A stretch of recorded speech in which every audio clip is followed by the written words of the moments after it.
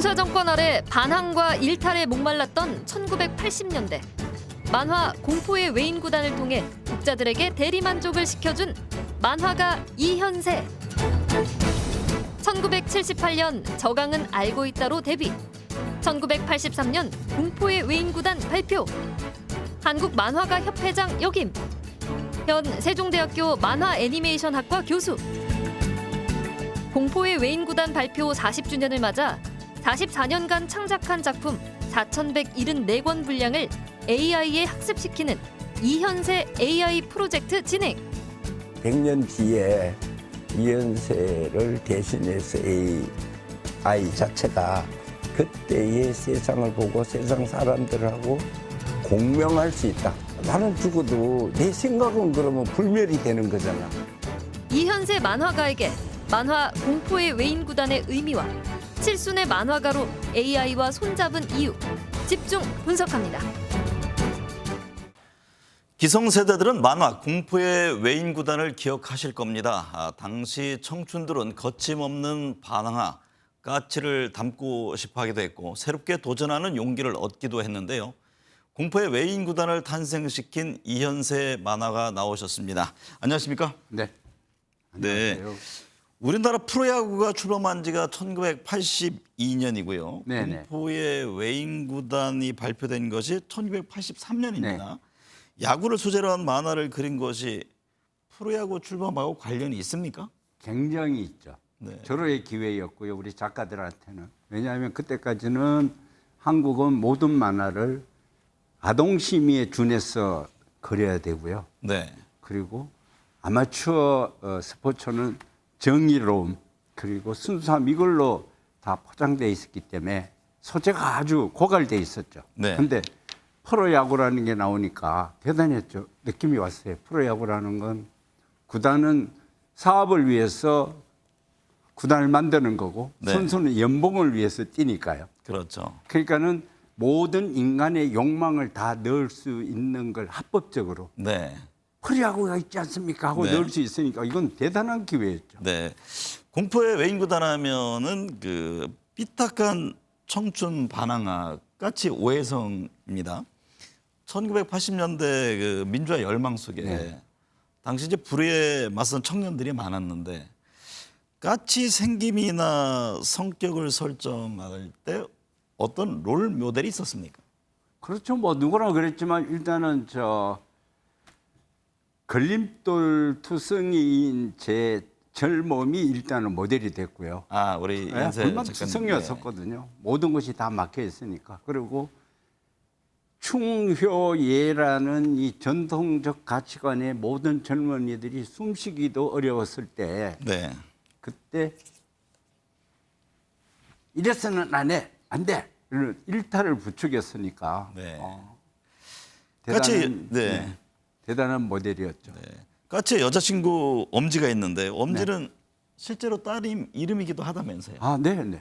처음 엄지라는 이름을 지었을 때는 최고라는 의미가 아니라 네. 그러니까 엄지 작지만 네. 엄지공주 있잖아요. 작지만 모든 세상의 어떤 어려움을 극복하고 몸을 내서 성공하는 그런 가녀린 여성이지만 현대 사회와 싸워서 이겨나가는 그런 모델로 잡았는데 딸에게도 그 이름을 줬죠. 네. 작지만 네. 꿋꿋하게 성장해 달라는 따님이 그런 지금 의미로요. 어떻게 그렇게 꿋꿋하게 잘 네, 성장하고 지금 있습니까? 벌써 40이 됐고요. 예. 결혼했고요. 손녀 하나가 있고요. 네. 그리고 그 연극이나 오페라, 뮤지컬 무대 디자인을 하고 있습니다. 아, 네. 그러니까는 뭐 공포의 외인 구단을 발표하자마자 반응이 엄청났습니다. 네. 개인적으로도 뭐 공포의 외인 구단으로 이현세라는 이름을 알리게 됐는데 당시 독자들이 왜 공포의 외인 구단에 열광했다고 보는지요? 뭐 그거는 외인구단에서 자신들이 그 위안을 받았던 것 같아요. 네. 예를 들면 외인구단은 그때까지 전통적인 건성징악의 그런 이야기가 아니거든요. 그러니까 예를 들면 뭐 복수를 하기 위해서 돌아온 어벤져스 그리고 집요한 끝까지 스토커 같은 포기하지 않는 사랑 네. 그리고 집요한 욕망 이런 것들로 이루어져 있거든요. 그러니까 외인구단의 어떤 그 헤드카피가 보면 첫 번째가 강한 것은 아름답다. 이거는 굉장한 그 당시에 그 자기 자존감하고 연관이 돼 있는 네. 정의롭지 않아도 좋아. 늘 위해서 살아야 돼. 네. 강해져야 돼. 네가 원하면 뭐든지 할 수 있어. 이거는 이제 집요한 사랑의 멘트고요. 그다음에 이제 마지막에 있는 게 하기 싫은 일은 절대 하지 않아. 네. 네, 라는 그런 세 가지 그 헤드 카피가 그 전체 외인구단의 이야기를 얘기해주고 그 세 가지 그 헤드 카피가 그 당시 젊은이들이 외인구단을 보고 폭발했던 이유이기도 하죠. 그 말씀을 들어보면 공포의 외인구단의 야구 얘기긴 하지만 네. 당시 사회 현실을 담기도 했습니다. 그러니까 사회 불의, 어떤 사회에 대한 저항도 표현한 것 같은데 만화와 현실은 어떻게 상정됩니까? 아주 같이 가죠. 만화가들은 아주 예민해가지고요. 어떤 뭐 그렇게 깊이 공부를 많이 한 사람들이라기보다는 마치 식물들 같아가지고 뭐 나쁜 땅에서 자라면 독초가 되고 좋은 땅에서 자라면 약초가 되듯이 굉장히 민감합니다. 네. 그래서 사회 현상하고 만화 작가들의 작품하고는 똑같이 이렇게 표현이 돼요. 지금도 보면 그래서 이제 우리 웹툰도 보면 네. 거의 현실을 그대로 반영을 해 나가고 있거든요. 젊은이들의 고독이라든지 또 학교의 학폭이라든지 그리고 전 세계적으로 이번 생은 망했어. 하지만 다음 생에서는 라는 걸 기대하는 그런 로맨스 판타지 같은 것들이 엄청 유행하거든요. 네. 전 세계적으로 젊은이들이 다 그 컨텐츠를 좋아하는 거예요. 그러니까 네. 그대로 현실을 투영한다고 보시면 그리고 가끔은 과학과도 긴밀한 연관을 맺죠. 네. 과학자가 1% 이렇게 정보를 주면 만화가들은 그걸로 99%의 상상력으로 SF라는 판타지라는 걸 엄청난 꾸며나가요. 창조성을 그럼요. 발휘하는 거죠. 그리고 또 한 3, 40년 지나면 그걸 우리가 이렇게 들고 다니고 있죠. 네, 그렇죠. 네. 공포의 외인구단이 원래 4권을 목표로 했다가 네. 반응이 너무 좋아서 30권으로 완결했는데요. 그 외에 뭐 영화라든가 드라마로 제작이 됐는데 이 분량이 늘어나면은 소재를 찾고 이야기를 이어가는 게 만만치가 않지 않습니까? 네네. 그러니까 뭐 야구 공부 당연히 많이 하셨을 것이고 취재도 많이 해야 할 것 같습니다. 아니요. 그 당시 만화가는요. 1% 정보와 99% 상상력으로 만화를 그렇게 이야기를 상상력으로 꾸미고 그리고 꾸며가는 그랬었습니다. 겁니까? 네. 그러니까 야구에 대해서도 산미 슈퍼스타즈라는 도깨비 승부를 하는 구단이 나오니까 이거 너무 만화적이지 않아? 라고 해서 이 거대한 이야기가 만들어진 거거든요. 이 외인구단 스토리 작업을 같이 했던 친구가 스포츠 광이었어요. 네. 그리고 저도 물론 야구 광이었죠. 네. 그래서 뭐 어떤 정보 취재보다는 상상력이 훨씬 많이 네. 필요했던 작업이었죠. 최근에 이연세 AI 프로젝트를 진행하고 있다고 들었습니다. 국내에서는 현역 만화가가 AI와 협업을 시도한 것으로는 우리 이연세 씨가 처음이라고 네. 하는데 AI와 손을 잡고 AI를 활용해서 어떤 걸 해보고 싶은 거죠? 구체적으로는 처음 이렇게 확 와닿았던 건 제 생명은 유한하니까 언젠가 죽고 나면 가치없지 않아도 끝나니까 네. 나 대신 내가 죽고 난 뒤에도 내 만화를 그릴 수 있어라는 게 가장 매력적이었습니다. 목적은 그거였습니다. 그거였는데 이제 현재 한 3가지 정도를 작업을 하고 있죠. 하나는 제가 그렸던 예를 들면 공포의 외인구단을 AI가 학습을 해서 똑같이 한 번 더 그려보는 거예요. 네. 얼마나 재현할 수 있는가. 그걸 이제 재담이라는 기획 제작사가 하고 있고요. 또 하나 작업은 리메이크하는 작업입니다. 마지막은 역시 이연세의 그 모든 만화를 생각을 화풍을 학습해서 언젠가는 오리지널 시나리오를 써가지고 오리지널 그림을 그리는 게 네. 목적이죠. 굉장히 흥미로운 대목인데요. 네. 이현세 씨가 지금 44년 동안 그린 4천여 점의 작품이잖아요. 이게 인공지능을 학습시켜 보니까 어떻습니까? 실제 이 작가 이후에 과연 AI가 대신할 수도 있을까? 이게 참 궁금합니다. 처음에는 속이 터졌는데요. 지금은 많이 빨라졌습니다. 네. 그리고 인공지능의 제일 장점은 착하다는 거죠.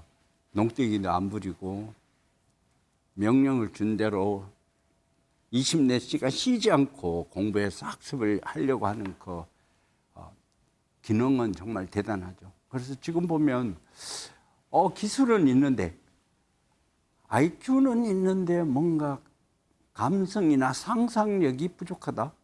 이제 그 부분을 제가 채워줘야 되는데 네. 이런 거예요. 옛날 만화는 보면 말풍선이라든지 효과음이라든지 또 앞에 지나가는 배경이라든지 이런 걸 넣다 보면 어깨가 없고 뭐 머리 한쪽이 안 보이고 또 이쪽 팔이 안 보이는 게 있어요. 그러면 그걸 얘가 잊지를 못해요. 네. 그건 제가 이어줘야 됩니다.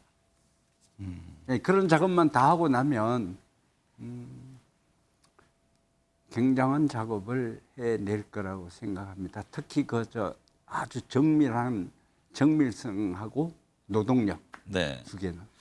AI 인공지능의 학습 능력이 그렇게 뛰어나다면은 인공지능이 만화가의 자리를 빼앗을 수도 있는 건지.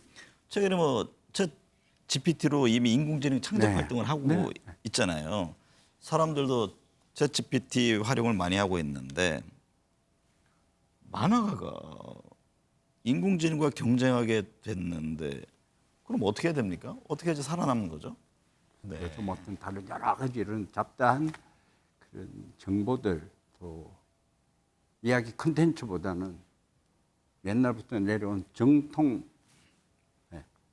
문학을 공부해서 그 횡간과 횡간 사이에 작가가 주고자 하는 어떤 의미 이런 깊은 사고를 가지고 접근을 했을 때 인공지능으로부터 살아남을 수 있지 않을까 저는 네. 그렇게 생각하고 있습니다. 학교에서도 학생들한테 그렇게 얘기를 하고 있고요. 네. 우리나라 만화 콘텐츠의 위상은 어느 정도입니까? 과거에는 만화 강국하면 일본을 네네. 떠올렸잖아요. 네. 지금은 이제 전 세계 시장을 세 개로 분배해서 있죠. 네. 한국은 웹툰 강국, 인터넷 만화의 최고.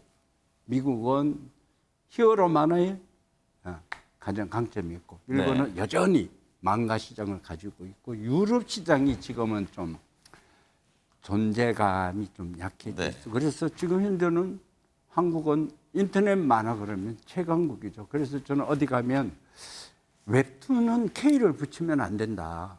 다른 건 다 뭐 영화든 음악이든 모든 대중음악이나 이런 것들이 외국에서 먼저 발생해서 한국에서 그걸 뛰어나게 만드니까 K라고 붙일 수가 있지만 웹툰 우리 한국이 먼저 젊은이들이 개발을 해서 만든 거니까 웹툰은 그냥 정관사를 붙여서 웹툰이라고 그래야 되지 거기에 K 웹툰을 붙이는 건 맞지 않다. 네.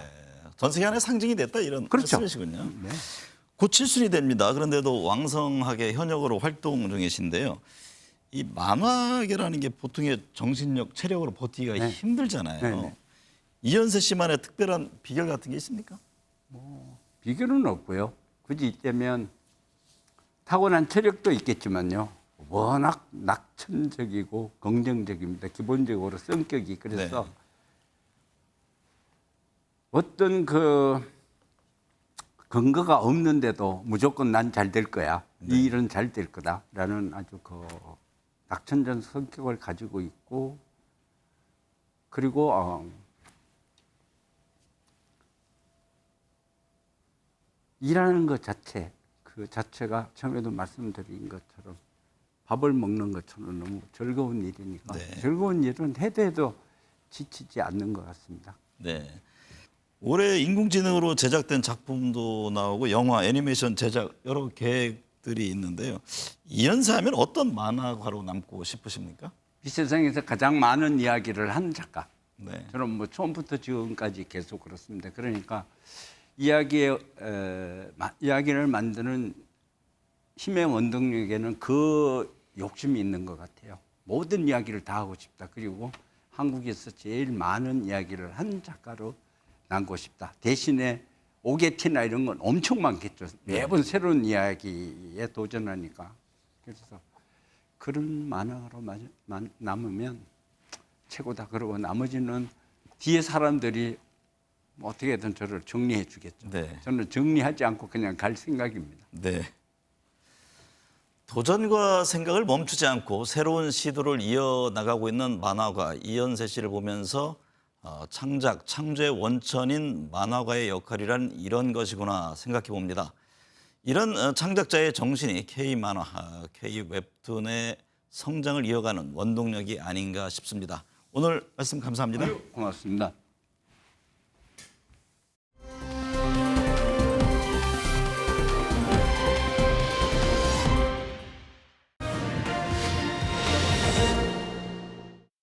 현재 제가 외압으로 받았던 국방부 예하 조직이기 때문에 국방부 검찰단에서 저를 공정하고 투명하게 수사할 수 있을 거라고 기대하지 않습니다.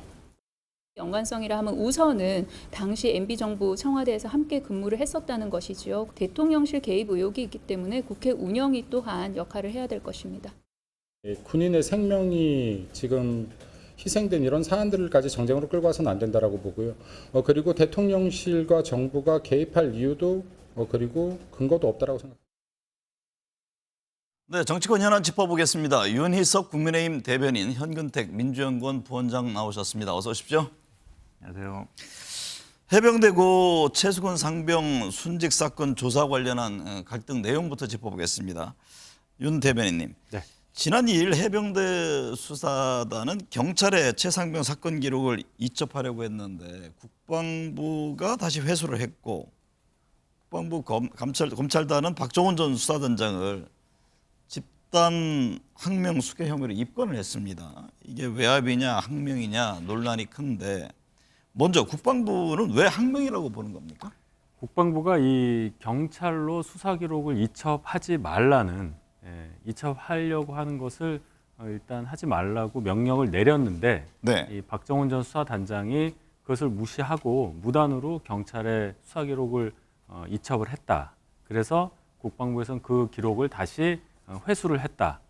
그리고 그 이후에 박정훈 수사단장이 수사단장이라는 직위를 가지고서 언론에 이 관계되는 얘기들을 확인되지 않은 사실을 섞어서 네.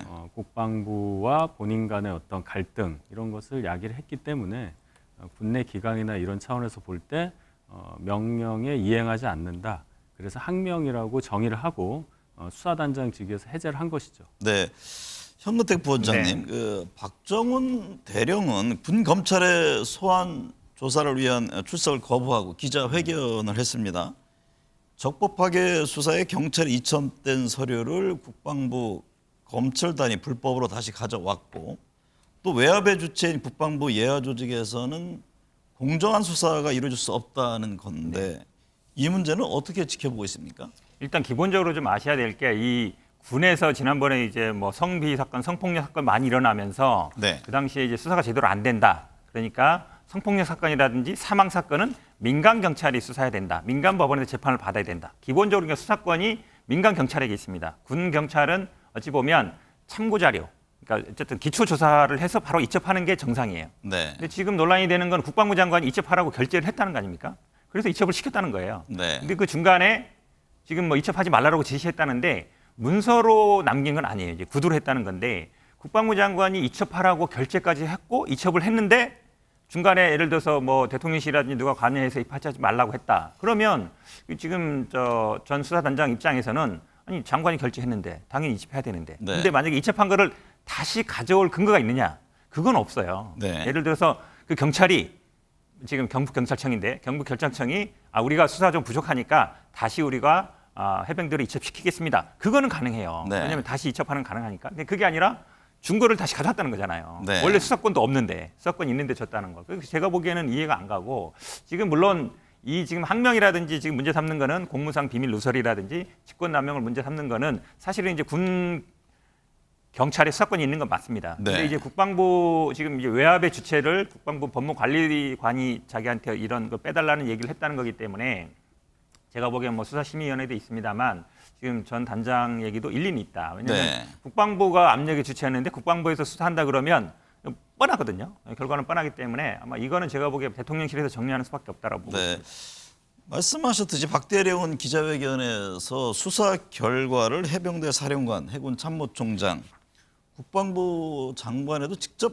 대면 보고를 했다. 그런데 알 수 없는 이유로 국방부 법무관리관으로부터 수사 외압, 부당한 지시를 받았다는 건데 국방부 지금 윗선을 암시하는 대목도 읽힙니다. 글쎄요, 그 국방부 그 법무관리관과의 통화 내용을 그 박정훈 전 단장이 굉장히 세세하게 언론에 얘기를 했어요. 네. 그래서 이제 듣기에 따라서는 압력으로 들릴 수 있게끔 이제 표현을 했는데 그건 어쨌든 양쪽 얘기를 들어봐야 되는 겁니다. 그런데 이 상황에서 지금 국방부 법무관리관이 언론에 또 똑같이 나와서 그걸 밝힐 수는 없는 거 아니겠습니까? 그런 차원의 얘기가 있고 뭐 윗선을 얘기를 하는데요. 그 결론은 그거잖아요. 그러면 지금 문제되는 것이 해병대 1사령관을 그 수사 대상에 넣느냐 안 넣느냐 지금 이거 가지고 얘기하는 거고 해병대 1사령관은 알고 봤더니 뭐 김태호 지금 네. 국가안보실 1사단장이요. 차장하고 네. 네. 예, 과거에 MB정부 청와대에서 뭐 같이 근무한 인연 때문에 그런 압력이 아니냐 뭐 이런 얘기인데요. 일단 그 임성근 1사단장은 이미 사의를 표명을 했어요. 네. 본인의 모든 책임을 지고 지난 2일 날 최수근 상병 관련해서 본인의 책임을 통감한다 이렇게 했기 때문에 이거하고 연결시켜 보면 굳이 그런 사의를 표명한 마당에 징계 이 수사 과정에서 이 사람을 빼는 의미가 있느냐 뭐 이런 것도 생각을 해봐야 됩니다. 네. 예. 지금 여야 공방도 격화되는 모습인데요. 민주당은 지금 방금 말씀하셨듯이 임성근 해병대 1사단장이 과거 김태호 국가안보실 1차장 등과 함께 근무한 점을 들어서 이게 대통령실 개입 의혹을 제기하고 있습니다. 네, 그렇죠. 이게 아시겠지만 이미 결재를 받아서 이첩까지 했는데 네. 이제 언론 브리핑을 앞두고 있었거든요. 근데 이거를 언론 브리핑 자료를 대통령실에 보내달라 해서 보냈더니 그 다음에 바로 이제 브리핑이 취소된 겁니다. 그 핵심은 뭐냐면 사단장과 여단장이 업무상 과실치사를 인정할 거냐 말 거냐. 그게 핵심이었는데 포함해서 사실은 어느 정도 기초 자료만 조사한 겁니다. 실제 네. 수사권이 있는 건 아니기 때문에. 근데 사단장, 여단장을 포함해서 어쨌든 의견을 올렸는데 그게 결국은 이제 뭐 지금 다시 회수하는 방식으로 된 건데요. 그렇다면 당연히 사단장, 여단장과의 관계를 생각 안 할 수 없는데 지금 말씀하신 것처럼 뭐 국가안보실에서 이 자료를 달라고 해서 줬더니 그 다음부터 뭐 법무차관이라든지 법무관리관 이런 사람 통해서 빼달라. 그러니까 대대장 이하만 어찌 보면 실무 책임자들만 처벌해달라고 얘기한 건데 네. 이게 저는 좀 의아한 게 이게 수사도 아니에요. 그냥 기초 자료 정리하는 거거든요. 네. 어차피 수사권은 경찰이 있어요. 경찰이 조사하게 돼 있습니다. 지금 기초 자료 나온 것들도 보면 대부분 뭐 예를 들어서 사단장 지시사항, 뭐 여단장 지시사항 이러면서 뭐 예를 들어서 어떻게 옷을 입어라, 뭐 어떤 복장을 해라 이런 얘기들이 나왔던 거라서 이거에 군인방부가 이렇게 민감하게 반응할 필요가 있는가? 네. 경찰이 수사권이 있기 때문에 경찰에 가서 소명을 하면 되는 것인데 이 기초 자료 조사하는 것조차에도 이렇게 국방부가 관여한다 그러면 그동안 가장 이게 기본적으로 이 수사권을 민간 경찰에 넘길 이유에서 딱 드러나는 겁니다. 그러니까 네. 공정한 수사가 안 되는 거죠. 그 부분을 지적하는 건 저는 합당하다고 보고 있습니다. 이재명 민주당 대표는 병영 부조리를 다룬 드라마 DP를 언급하면서 이게 드라마보다 참담한 현실이다 이런 지적을 했는데요. 지금 국민의힘은 외압은 없었다 이런 입장이잖아요. 방금 전에 제가 설명을 드렸지만 외압을 할 만한 이유가 없다는 거죠. 외압을 가해서 황근택 변호사께서 말씀하신 대로 수사도 아니고 어떤 자료 정리해서 가는 그 자료의 대상에서 빼라는 얘기인데 그래서 얻는 게 뭐가 있습니까? 이렇게까지 할 이유가 없다는 얘기죠. 그래서 제 말씀은 이런 얘기들은 양쪽의 입장, 과정을 다 들어봐야 하는 건데 지금 네. 박정훈 단장의 입장만 언론에 보도되고 있기 때문에 그분 네. 얘기만 들어보면 마치 외압이 있었던 것처럼 보여요. 그래서 이것은 뭐 대통령실에서 안보실에서 정리를 하든 그렇게 되는 거지 정쟁의 대상으로 삼기는 아직 알려진 게 없다 이렇게 네. 말씀드리겠습니다. 국민의힘의 대표적인 두 비윤주자 대통령실을 지금 저격하고 있습니다. 유승민 전 의원은 평소면 고소할 대통령실 아무 설명 못하고 있다 이런 얘기를 했고 또 이준석 전 대표는 박대령은 사람에 충성하지 않았다. 과거 이제 윤석열 대통령이 예전에 했던 말을 인용한 거잖아요. 그렇죠. 그러니까 비슷한 상황인 거죠. 예전에 어찌 보면 뭐 수사를 예를 들어서 국정원 수사할 때 그렇지 않았습니까? 하지 네. 말라 했는데 본인 판단으로 한 건데 아시겠지만 군 경찰도 수사기관이기 때문에 독립성이 있습니다. 물론 보고는 하게 지휘는 받게 돼 있지만 수사에 대해서는 독립권이 있는 거거든요. 지금 가장 중요한 핵심이 뭐냐면 사단장과 여단장 부분에 대해서 의견을 제시한 건데 그거 말씀처럼 수사는 아니라 그러지만 그러면 사실 절차대로 그냥 하면 돼요.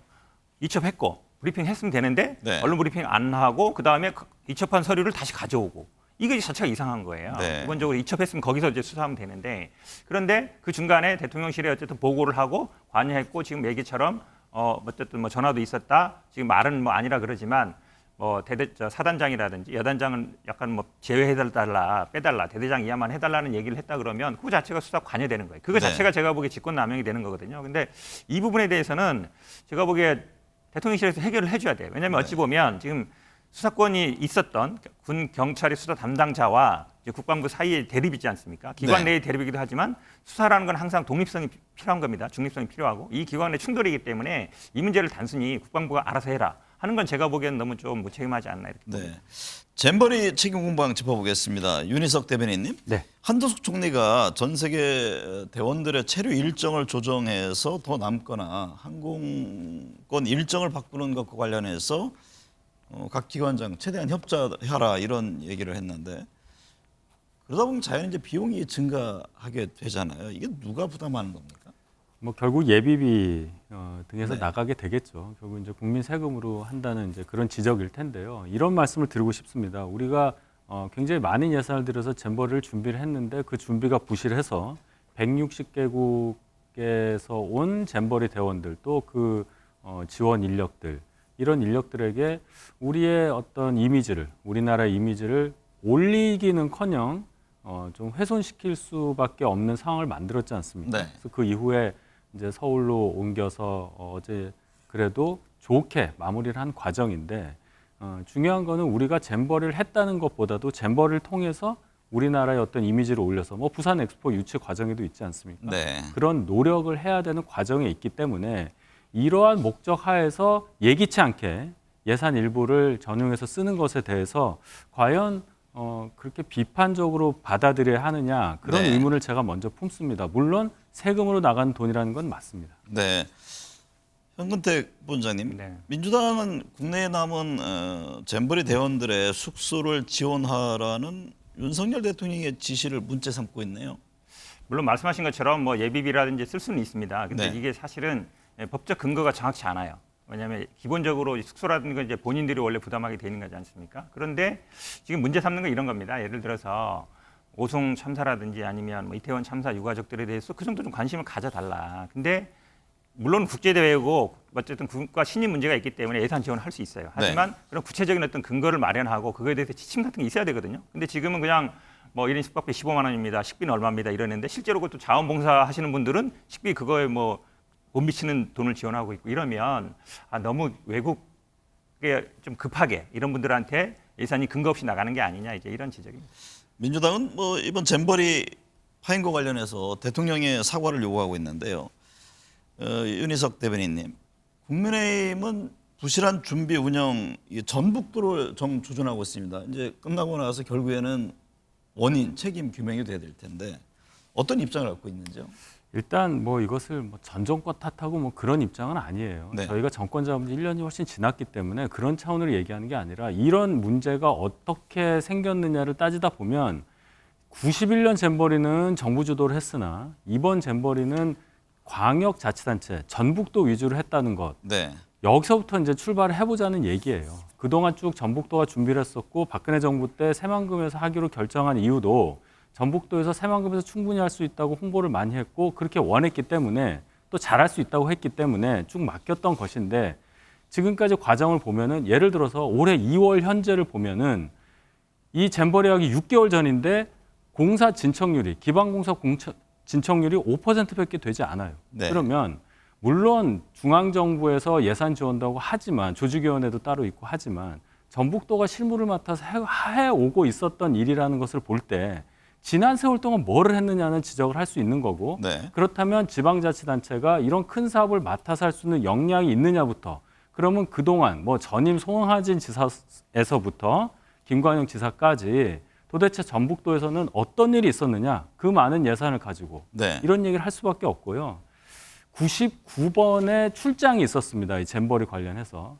그중에 7번을 빼면 전부 전북도 공무원, 부안군 공무원 아니면 새만금 개발청 공무원의 출장이었고 중앙정부 공무원이 출장을 간 건 99번 중에 7번밖에 없었어요. 네. 이렇게 주도적으로 지방자치단체 위주로 준비되어 왔던 행사이기 때문에 이 부분을 보자는 거지 정쟁을 하자는 차원은 아니다. 이 말씀 드립니다. 민주당은 어떤가요? 잼버리 파행 원인 책임에 대한 입장은 어떻습니까? 우리가 사실은 뭐 잼버리뿐만 아니라 국제 대회를 많이 하지 않습니까? 월드컵이든 뭐 올림픽이든 하면 이제 조직위원회를 만듭니다. 조직위원회라는 게 기본적으로 별개의 법인이에요. 조직위원장은 누가 맡느냐 중요하죠. 지금 이제 여가부 소속이기 때문에 물론 5명이 됐습니다만 5명이 된 건 최고이고 결국은 이제 여가부 장관이 예산과 인사권을 갖습니다. 조직위에 대해서. 그럼 조직위의 책임이에요, 결국은. 아시겠지만 조직위는 여가부 장관이 책임지고 있고 또 지원위원회가 있거든요. 지원위원회는 국무총리가 위원장입니다. 그러면 이건 정부의 행사예요. 국제대회이기 때문에. 이거를 마치 예전에 평창 우리 뭐 만약에 올림픽이 잘못되면 강원도 평창군이 책임집니까? 그게 아니거든요. 네. 국가 행사이기 때문에 지금 언론 브리핑이라든지 나와서 해명하시는 분 보세요. 전북 도지사 나와서 합니까? 아니잖아요. 여가부 장관이나 행안부 장관이 나오지 않습니까? 책임이 있기 때문이에요. 네. 권한만큼 책임을 지는 건데 모든 권한은 다 갖고 있으면서 책임은 전북이 져라. 이러면 제가 보기에는 전형적으로 꼬리 자르기식이 될 수밖에 없는 거죠. 주제를 좀 바꿔보겠습니다. 내년 총선 얘기를 해볼 텐데요. 현근택 본정님, 여당에서 수도권 위기론이 나오고 있습니다. 그 배경을 두고 이게 비윤의 지도부 흔들기 아니냐 이런 분석도 있던데 동의하십니까? 저는 뭐 그런 측면보다는 이거는 여야 마찬가지로 봅니다. 네. 야당 입장에서도 수도권의 대부분의 의석을 이제 민주당이 차지하고 있기 때문에 이걸 지킬 수 있느냐 굉장히 네. 관건일 거고. 야당도 위기의식을 갖고 그렇죠. 있죠. 왜냐하면 야당 입장에서는 지금 이제 그 지도부가 당 대표라든지 아니면 뭐 원내대표 이런 분들이 다 수도권 분들이 아니에요. 그러니까 윤상현 의원도 얘기하는 것처럼 긴장감이 없다. 선거를 해본 적이 없고. 그러니까 제가 보기에 수도권의 승패가 거의 뭐 과반 이상이 달려 있기 때문에 의석이 굉장히 중요한데 이거는 뭐 누구를 흔들기보다는 아마 여야 모두 공이 안고 있는 문제다 이렇게 보고 있습니다. 네.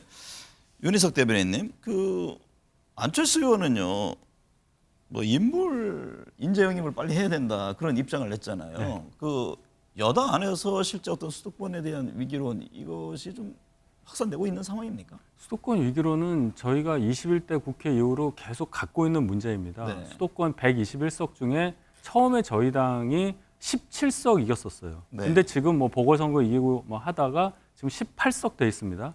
121석 중에 18석밖에 못 갖고 있는 상황에서 어떻게 수도권 위기감을 느끼지 않겠습니까? 그런 차원에서 안철수 의원도 수도권이 중요하기 때문에 인재 영입도 하고 빨리 서둘러서 적어도 수도권 안에서 과반할 수 있는, 그래서 전체 총선 승리를 이룰 수 있는 기반을 마련하자, 이런 차원의 아주 당연한 얘기를 하고 계신 거죠.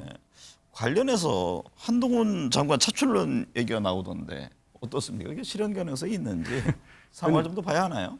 이제 한동훈 장관 개인의 결심 여부가 제일 중요한 거긴 하겠지만 뭐 당 안팎에서는 한동훈 장관 정도 되는 전국적 인물이 출마를 해서 주변 지역까지 이렇게 바람을 몰고 오자. 그래서 총선 승리에 어떤 기폭제 역할을 해달라, 이런 요청이 많은 것은 사실입니다. 네. 근데 그것은 어디까지나 한동훈 장관이 결정할 일이고, 뭐 지역도 여러 군데를 이렇게 얘기하시는 분들이 있는데 지금 굉장히 그거는 너무 섣부르게 빨리 얘기하시는 거다. 예.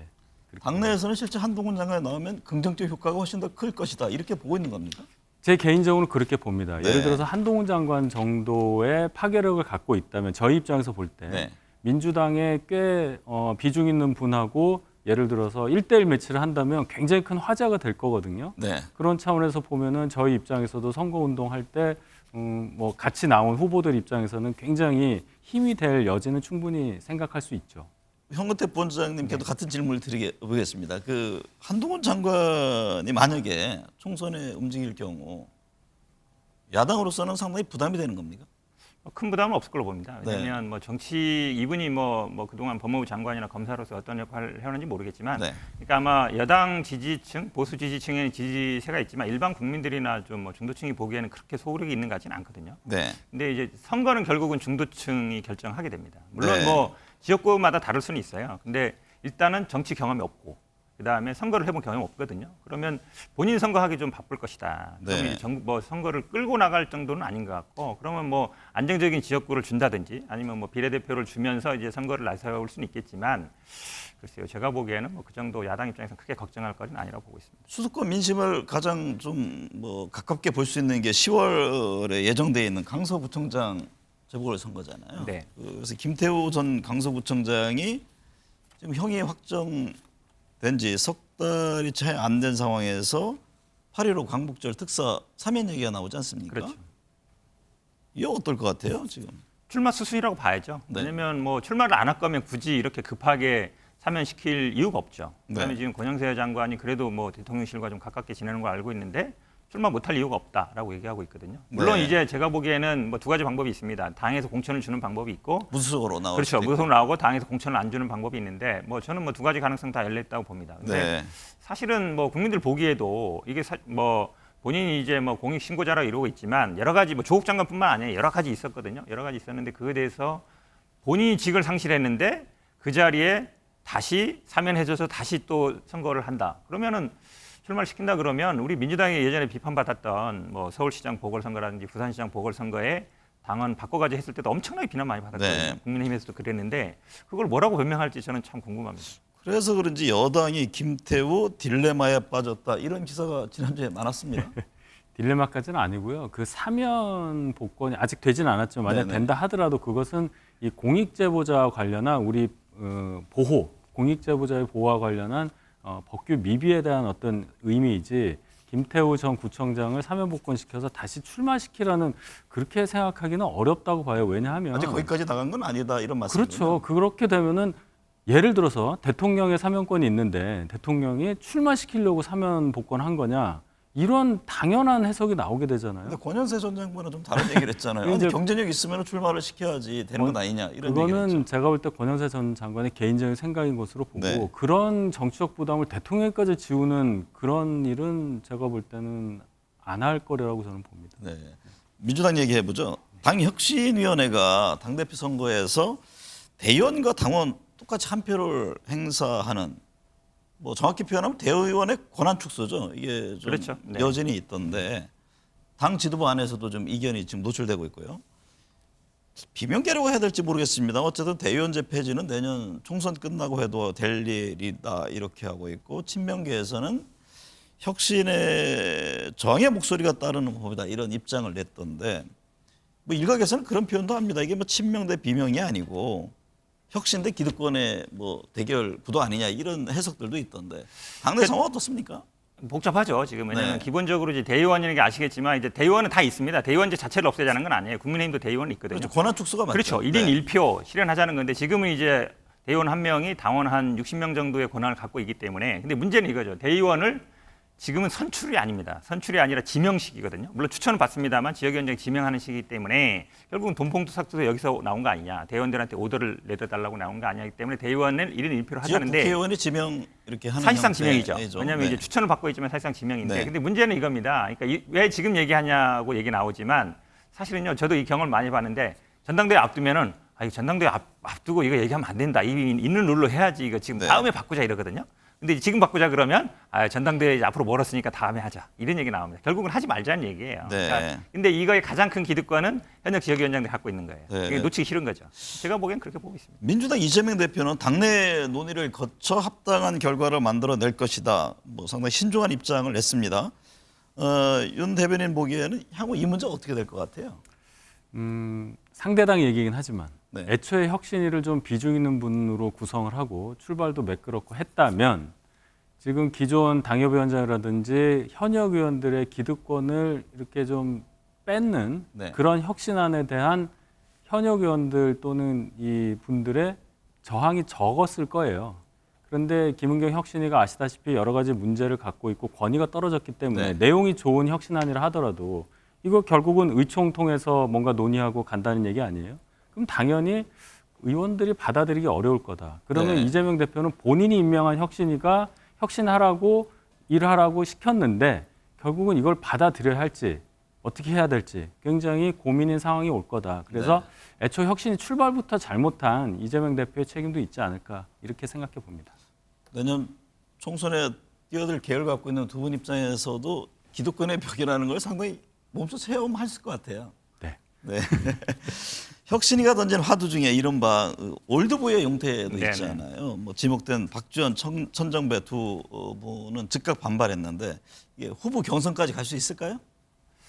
글쎄 어려운 질문입니다. 네. 근데 제가 보기에는 뭐 또 그렇다고 해서 하지 말아라라고 할 수는 없는 것 같고, 왜냐하면 경쟁력이 많이 있다. 여론조사라든지 아니면 뭐 당원 순서를 하는 거니까요. 근데 사실 이분들 대상은 아니에요. 전현직 다선 의원 얘기했지만 네. 이번에 혁신에서 가장 큰 논란이 됐던 거는 3선 이상 초과를 어쨌든 동일 그렇죠. 지역구에서 계속 하느냐 마느냐. 말지에 대해서도 그렇죠. 그 논란이 있었는데 결국은 못 들어가고 네. 또 뭐 그냥 구두적으로 얘기했지만 또 3선이라는 얘기를 못 꺼낸 거죠. 한마디로 네. 얘기하면. 그래서 다선 의원 얘기했는데 지금 뭐 천정배 전 의원이나 뭐 박지원 전 의원은 사실 여기에 대상은 아니거든요. 네. 근데 제가 보기엔 이거는 뭐 국민의힘과의 어차피 지금 국민의힘도 지금 인재영의 맥이 나오고 뭐 혁신쟁이 네. 나오거든요. 그러면 제가 보기엔 같이 굴러갈 수밖에 없다. 앞으로 아마 공천 과정에서도 3선 초과 금지, 동일 지역 뭐 출마 금지 문제는 계속 나올 걸로 보고 있습니다.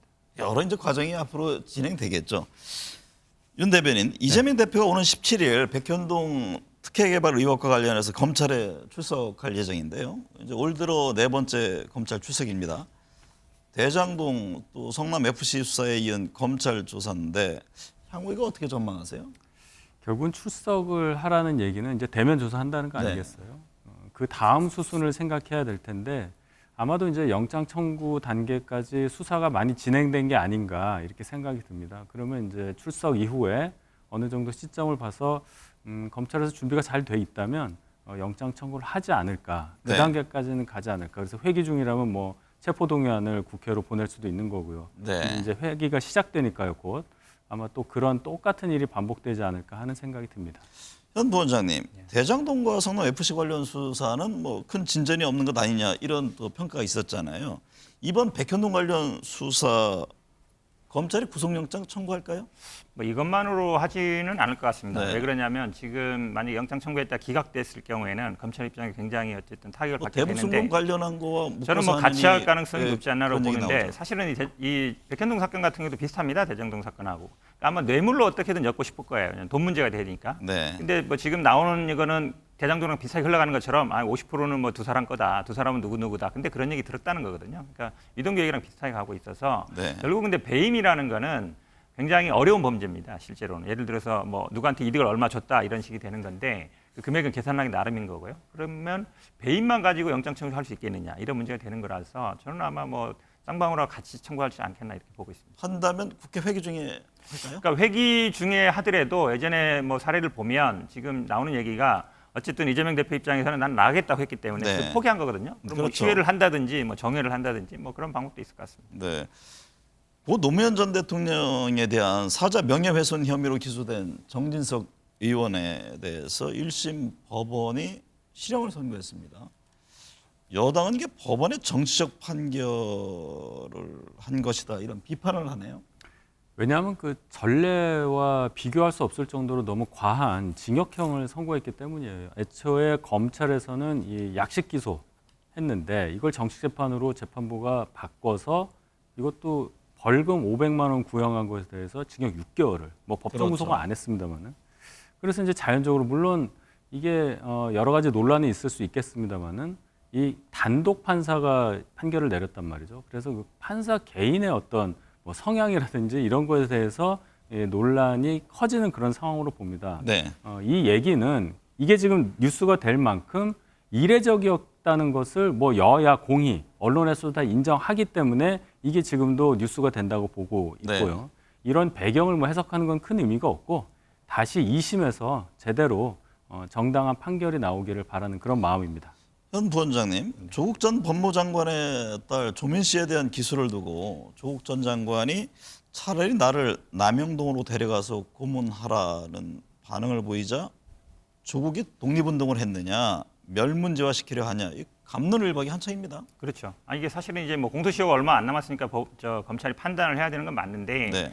근데 저는 이제 검찰이 뭐 공식적으로 밝힌 건 아니지만 언론을 통해서 나온 거 보면 뭐 반성하는 태도를 보겠다 한 거 아닙니까? 그러니까 조민 씨 같은 경우에는 뭐 의사 면허도 반납하고 대학이라든지 대학원 뭐 행정소송도 취하고 이런 거 있습니다.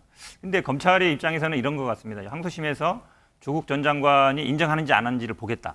그러면 딸에 대한 입장을 아버지가 그럼 결국은 딸을 기소 안 할 테니까 혐의를 인정해라 이렇게 나온 거 아니겠습니까? 네. 근데 이게 어찌 보면 검찰이 이제 수사라든지 아니면 기소를 하는 그동안의 방식이었는데 뭐 공식적으로 한 것도 아니고요. 지금 네. 어찌 보면 우리는 그런 적 없다 이렇게 나갈 수도 있는데 괜히 제가 보기에는 좀 검찰이 해도 너무한다. 기본적으로 뭐 옛날에 그냥 다 해버리든가 괜히 남겨놓고 뭔가 반성하면 뭐 기소유예라도 할 것처럼 얘기하다가 뭐 당사자는 했지만 아버지가 죄를 인정 안 하니까 그냥 기소하겠다. 이건 제가 봐도 해도 너무한다라고 봅니다. 약물에 취한 채 롤스로이스 차량으로 여성을 치어서 크게 다치게 한 남성의 이 석방 조치로 논란이 됐었던 일이 있는데요. 이를 두고서 민주당 박용진 의원, 한동훈 법무부 장관 사이에 지금 거친 공방이 네. 오고 왔습니다.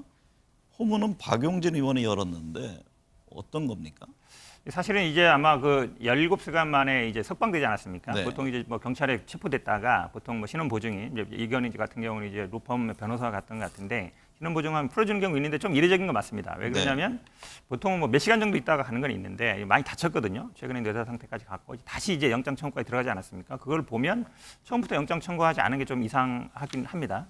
그렇긴 한데 이게 지금 이제 박용진 의원이 얘기하는 것처럼 예규상 신원 보증하면 풀어주는 거 그 예규가 문제다라고 얘기하는데 제가 보기에 이거는 뭐 법무부 장관하고 다툴 건 아니다. 오히려 네. 경찰 쪽에서 처음에 왜 그랬는지 그걸 좀 파악할 필요는 있는 것 같습니다. 한 장관이 바로 반박했죠. 그렇죠. 이거는 박용진 의원이 좀 잘못 짚은 것 같아요. 이게 네. 대검 예규가 이 검경 수사권 조정 때문에 경찰이 결정안에 적용이 되지도 않을 뿐더러 이 예규의 내용은 불구속 수사 대상인 사람에 대해서 신원 보증을 하면 풀어준다 이 얘기지 구속 수사 대상인 사람에게 신원 보증했다고 해서 풀어준다는 그런 얘기가 아니거든요. 네. 그러니까 제대로 알고 짚은 건 아니다. 박용진 의원이 조금 잘못하신 게 아닌가 이렇게 봅니다. 네.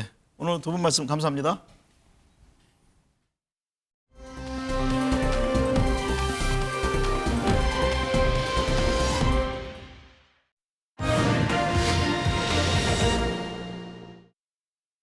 is open!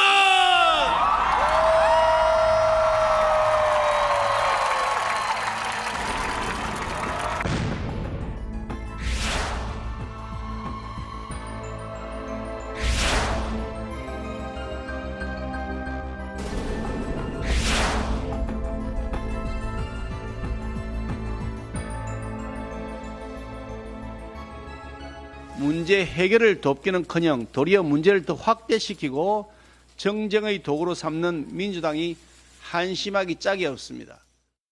박근혜 정부를 비롯해서 역대 정부가 추진했던 국제 행사입니다. 남 탓한다고 전임 정부 탓한다고 해결되지 않습니다. 정부는 대통령님의 지시에 따라 오늘 이후 진행되는 숙식, 교통, 문화체험, 관광 등에 대해서도 최대한 지원할 예정입니다. 윤석열 대통령은 검찰총장 재직 시절 사용했던 특활비처럼 국가 예산도 그렇게 써도 되는 줄 아나 봅니다. 네, 한 주간의 여론 흐름 짚어보겠습니다. 배종찬 인사이트 K 소장, 이은영 휴먼앤데이터 소장 나오셨습니다. 어서 오십시오. 네, 안녕하십니까. 배 소장님, 윤석열 대통령 지지율이 갤럽과 리얼미터에서는 소폭 상승했고 여론조사 공정과 RN서치에서는 소폭 하락했습니다. 뭐 미미해가지고 상승 하락이라는 표현도 좀 그런데요. 네. 한 주간의 윤 대통령의 지지율 흐름은 어떻게 보셨나요? 오르고 내리고의 변화가 있지만 정과 뱅크가 말씀하신 대로 큰 변화는 아니었다. 네. 그러면 결정적인 요인이 있었던 건 아닌데 그러면 이제 기술적으로 오천 결집 정도에 따라서 좀 반등한 것도 있고 그렇지 않은 것도 있다. 그게 답보 상태다. 특별히 네. 큰 변화는 없고 여전히 대통령 지지율도 그렇고 정당 지지율도 그렇고 진영 간 프레임 구도가 계속된다. 이렇게 볼 수 있겠습니다. 네. 이 소장님, 잼버리 행사가 마무리됐지만 준비 부족, 운영 미숙 여러 문제가 노출됐습니다. 네. 여론조사들을 보면 잼버리 파행의 책임이 윤석열 정부에 있다는 여론이 과반을 넘었습니다. 예. 그러면 향후 대통령 지지율에 추가로 영향을 미칠 것인지 아니면은 다 반영이 된 건지 어떤가요? 그러니까 이게 지금 이제 감사가 진행될 예정인데 거기서 그 뭔가 좀 문제가 되는 사안이 나온다면 특히 이제 그 총리실이라든지 아니면 대통령실도 아마 이걸 관여를 안 했을 수는 없을 것 같거든요. 그래서 그런 쪽에서 뭔가 그 의사결정 과정에서의 문제 제기가 있다거나 나온다면 대통령 지지율에 영향을 줄 것 같긴 한데요. 어쨌든 지금 전현 정부 책임론으로 공방이 이어지다가 이제 이 지금 데이터를 나온 걸 보면은 대통령 긍정 평가보다는 그 그 이제 뭐 문재인 정부 책임이라든지 아니면은 뭐 잘했다 이렇게 평가하는 게 더 낮아요. 그래서 한 5, 6%포인트 대통령 긍정 평가보다는 더 낮게 받고 있기 때문에 이렇게 낮아질 수도 있다. 이걸 좀 보여주는 데이터가 나왔다고 볼 수 있을 것 같아요. 배 소장님, 네. 윤석열 정부에 대해 잼버리 파행 논란뿐 아니라 양평 고속도로 또 장부 구속 이 처가 관련된 공방도 계속 이어지고 있는데요. 향후 대통령 지지율에 영향을 줄 핵심 변수가 될까요?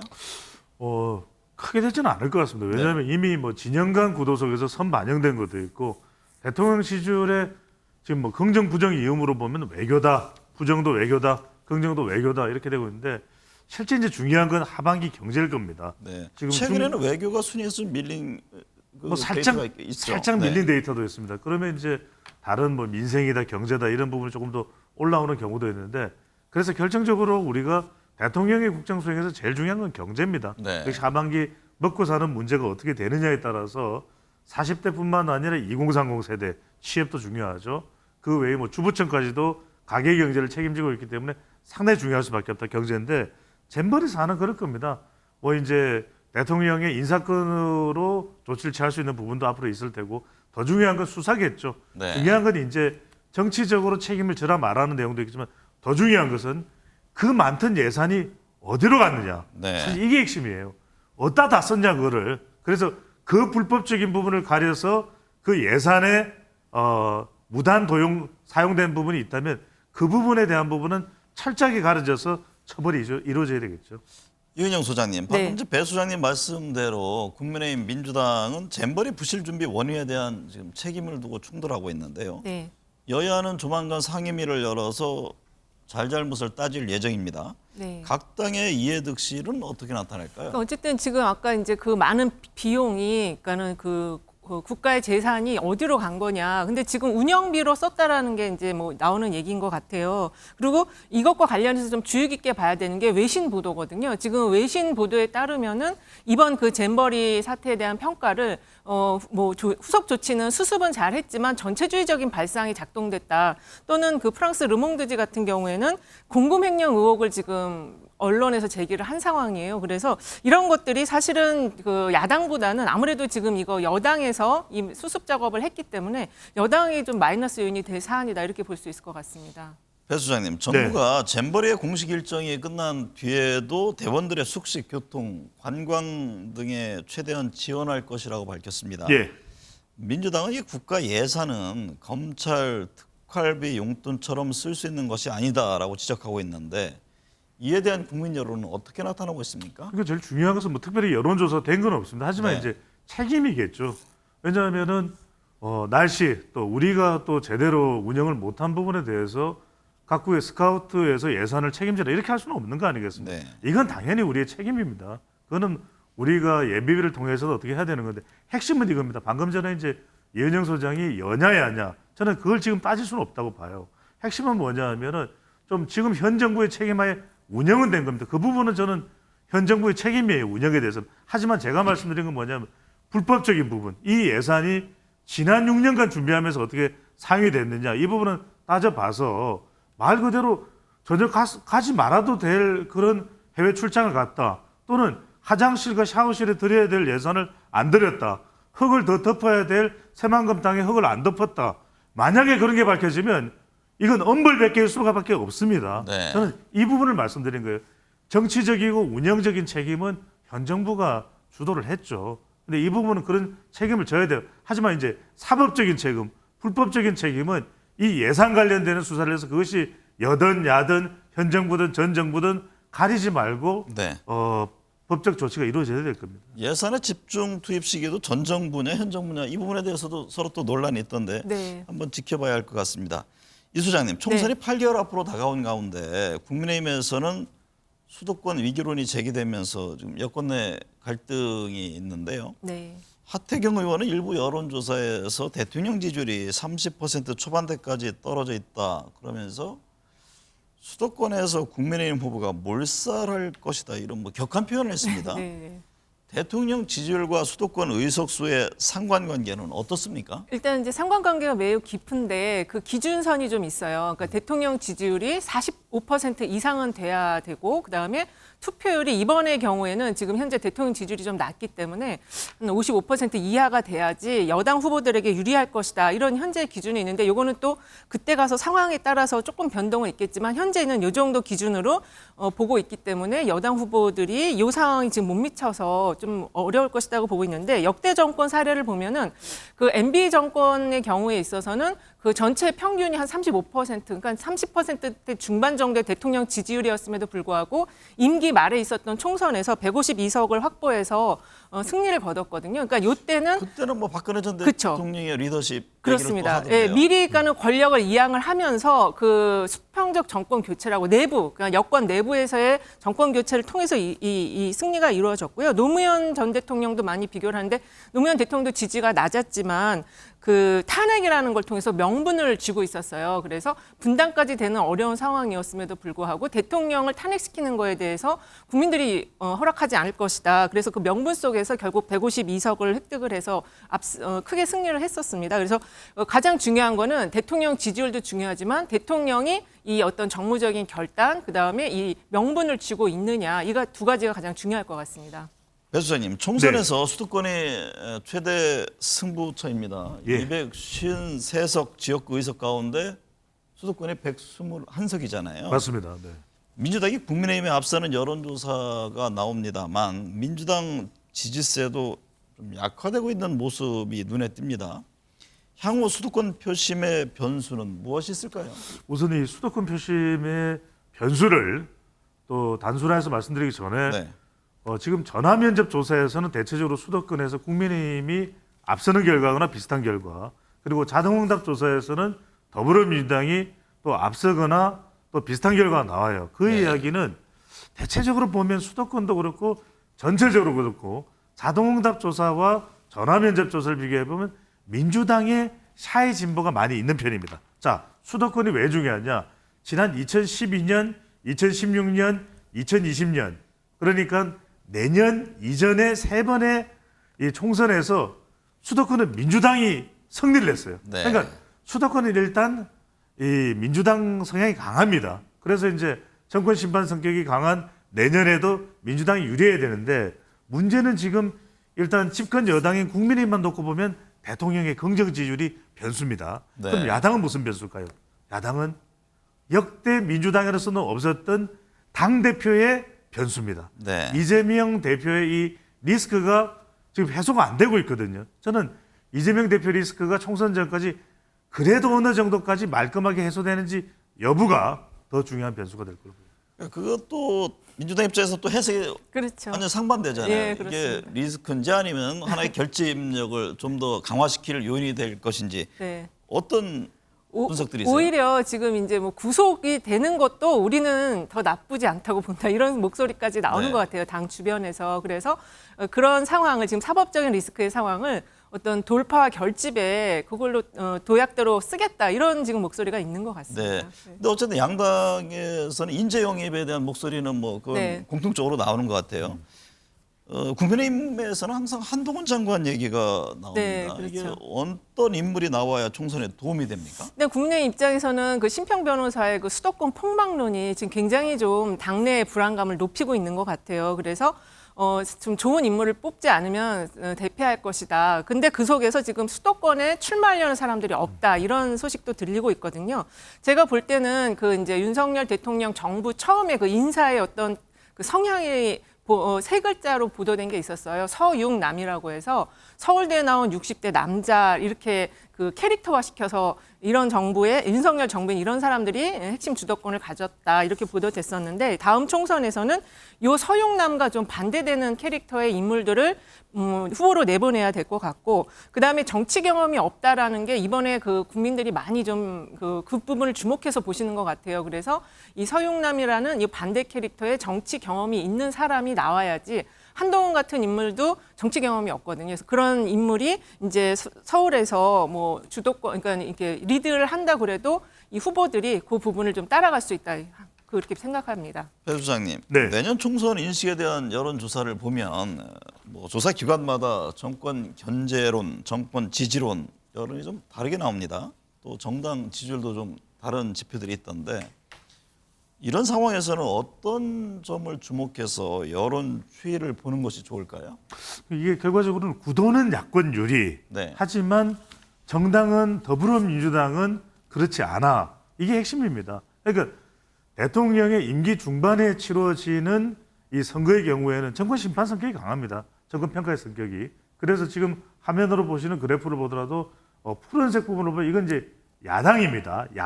야권으로 물어봅니다. 그러니까 야권이 유리할 것이다. 이렇게 보는 의견이 49.8 6월달 실시한 조사. 그리고 8월달 실시한 조사를 보더라도 44.9인데 문제 지금 다른 그래프가 준비되어 있죠. 어느 정당의 후보에게 투표하겠느냐라고 물어보는 조사가 각각 몇 가지가 있습니다만 이 조사들을 보면은 별 차이가 없거나 오늘 그래프로는 준비가 안 됐는데 국민의힘이 더 높은 조사도 최근에 나와요. 그러니까 이런 걸 보면 구도로 야권을 물어볼 때는 정권 심판 성격이 맞다. 네. 그런데 더불어민주당을 찍을래 그러면 그건 그렇게 높게 나오지가 않아요. 네. 이게 더불어민주당의 가장 큰 고민이고 숙제가 되겠죠. 네. 이은영 소장님, 네. 지지하는 정당이 없는 무당층의 비율도 높은 가운데 국민 리서치 그룹 에이스 리서치 여론조사에 따르면 신당에 출연할 경우 네. 지지를 안 한다는 의견이 과반이 넘는 것으로 나타났습니다. 그렇습니다. 그렇다면요, 이게, 이 무당층의 표심은 어디로 향합니까? 일단은 지금 에이스 리서치 자료를 보면은 신당을 지지하지 않겠다가 59.2%나 나왔어요. 그리고 지지하겠다가 17.2%고 지금 잘모름 사이즈가 23.6%로 꽤 많은 수준이거든요. 근데 이제 지금 그 무당파층이 상대적으로 굉장히 이제 사이즈가 큰 상황인데 이 무당파층에 지금 그 샤이 진보 또는 앵그리 진보가 이쪽으로 지금 많이 이탈되어 있다라고 좀 분석을 할 수 있을 것 같습니다. 왜냐하면 중도층보다 이 무당파층의 여러 가지 현안 응답이 조금 더 강한 강성의 흐름을 보이고 있거든요. 그래서 네.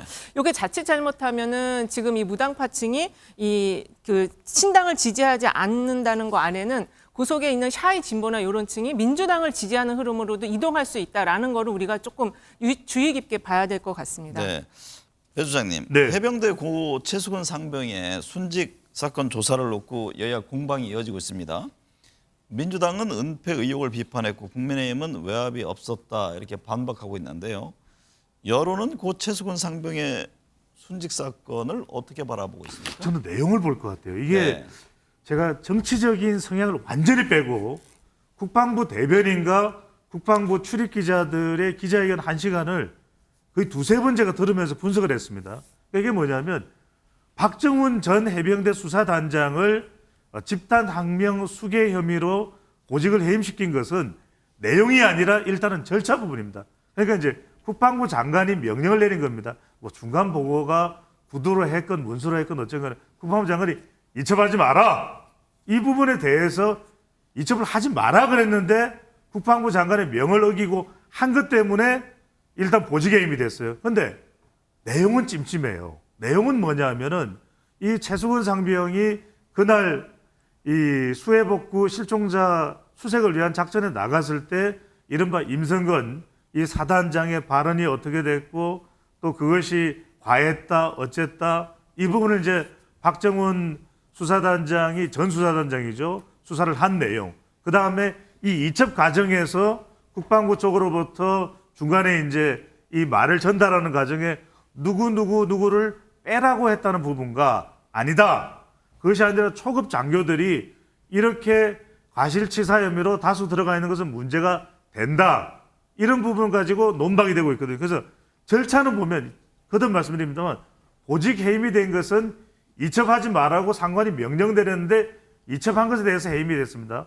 그런데 이 내용은 이해가 안 돼요. 그래서 저는 앞으로의 핵심은 이 내용이 어떻게 철저하게 공정하게 수사되느냐가 우리 국민들이 관심을 가지고 지켜보는 사람들이 제일 궁금해하는 부분으로 보입니다. 그런데 박정훈 전 해병대 수사단장은 그 명령이라는 부분에 대해서도 지금 다른 얘기를 하고 있거든요. 그러니까 수사 결과에 대해서 해병대 사령관, 해군 참모총장 그리고 국방부 장관에도 직접 대면 보고를 했다는 것 아닙니까? 네. 그런데 그 이후에 뭐 다른 쪽에서 이런저런 얘기가 나왔다는 완전히 다른 지금 그렇죠. 얘기를 네. 하고 있어요. 그러니까 어쨌든 이 부분에 대한 뭐 진실 규명이 불가피한 상황이 됐습니다. 네.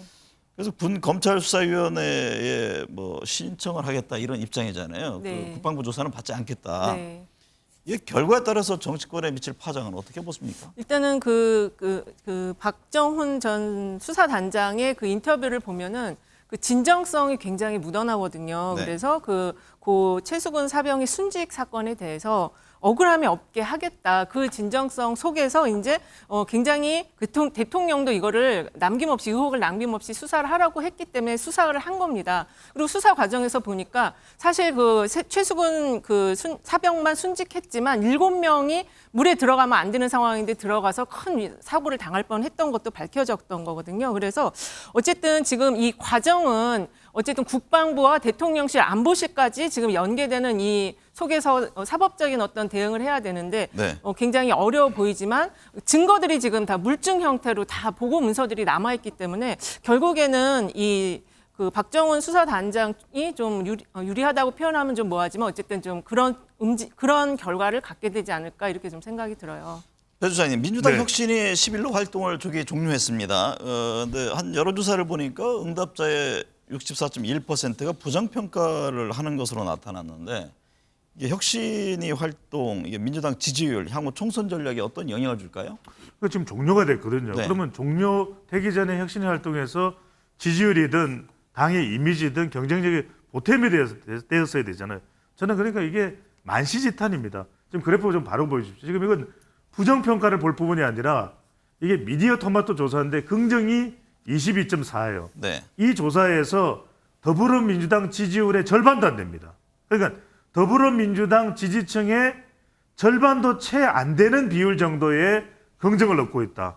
이게 만시지탄입니다. 네. 그러니까 적어도 더불어민주당 지지층은 또는 그 이상은 혁신위를 밀어주는 정도가 됐어야 되거든요. 그런데 이 조사에서는 더불어민주당 지지층의 절반의 지지도 못 받는 결과로 나타났다. 그래서 저는 김문경 혁신위가 그러니까 처음부터 첫 단추를 잘못 끼웠어요. 그러니까 왜 이래경 전 혁신위원장부터 시작을 해서 혁신위원장을 정말 맡아서 이재명 대표를 향해서도 혁신을 요구하고 탈당을 했지만 윤관석 또 이성만 의원을 향해서도 쇄신을 요구하고 또 김남국 의원을 향해서도 쇄신을 요구할 수 있는 혁신위원장이 되는데 전혀 그렇지 못하고 네. 사실상 당의 큰 부담만 지우고 떠나버렸다. 이렇게 평가됐습니다. 이 소장님, 네. 민주당 혁신이 활동을 종료하면서 내놓은 이게 대의원 권한 축소안을 두고서 네. 지금 당내 이견이 있잖아요. 그렇습니다. 뭐 비명 친명으로 나누기도 좀 애매하죠. 네. 뭐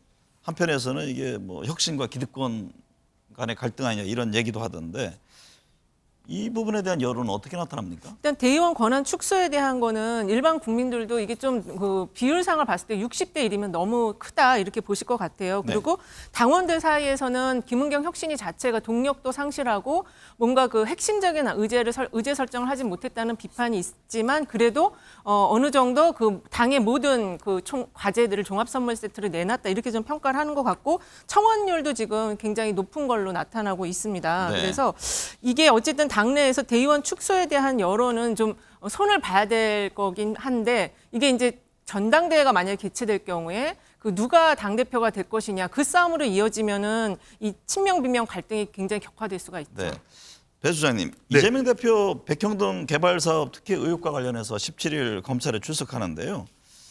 민주당 지지율에 어떻게 영향을 줄까요? 뭐 지지율이 검찰 수사 때문에 하락할지 아니면 오히려 지지층 결집 효과를 불러일으킬까요? 저는 뭐 별다른 변화가 없다. 왜냐하면 이미 검찰 수사는 몇 차례 이루어졌고 또 그리고 검찰 수사가 앞으로도 더 있을 것이라는 것은 뻔하게 예상이 되거든요. 네. 뻔한 예상이 되는 것에는 지지층이나 지지율은 별로 움직이지 않는다. 네. 하지만 이제 중요한 것은 이제 결과라고 봐야 될 겁니다. 그러니까 네.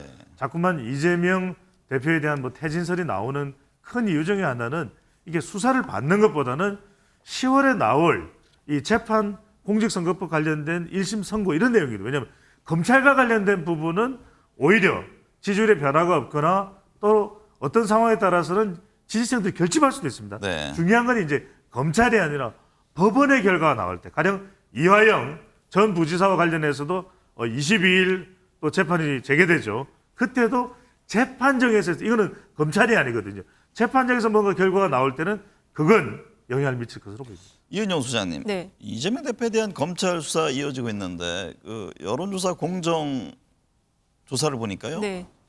이 대표 거취에 대해서 사퇴하지 않아도 된다는 응답이 50.6%. 예. 사퇴해야 한다는 응답보다 높습니다. 이거 어떤 점을 시사합니까? 일단은 이게 사퇴하라는 응답이 높을 것 같았는데 사퇴하지 말라는 응답이 50.6인 거는 아까 말씀하신 것처럼 어떤 확정적인 재판의 결과라든지 이런 게 있었을 때 사퇴하는 것이지 의혹이나 논란만 가지고 사퇴할 수는 없다 이런 주장인 것 같고요. 네. 이런 결과인 것 같고 그다음에 민주당 지지층에 그 사퇴하지 않아야 된다는 의견이 87.6%예요. 굉장히 결집되어 있기 때문에 그런 게 또 이렇게 같은 맥락 속에서 확실하게 뭔가 문제가 됐을 때 사퇴해라 이런 흐름의 반영인 것 같습니다. 네.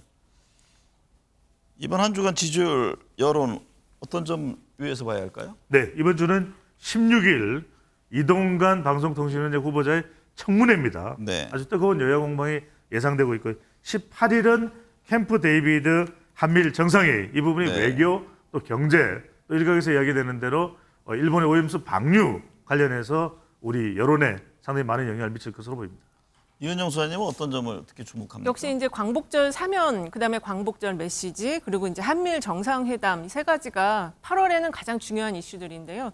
근데 지금 한미일 정상회담에서는 특별히 이렇게 좋은 의제들이 나오진 않을 것 같아요. 지금 3국의 모든 대통령들이 다 수상이나 대통령들이 다 지지율이 좀 낮은 상황이어서 어떤 이렇게 결론적인 의제들이 나올 것 같지는 좀 않아 보입니다. 광복절 사면에서 김태우 전 강서구청장 만약에 사면 복권됐을 경우에 여론에 영향 미칩니까? 좀 미칠 것 같고요. 우리나라 국민들은 대통령 사면권을 많이 쓰는 것도 좋아하지 않고 정치인 사면에 대해서는 특히 더 부정적인 의견을 보이거든요. 그래서 별로 좋을 것 같지는 않습니다.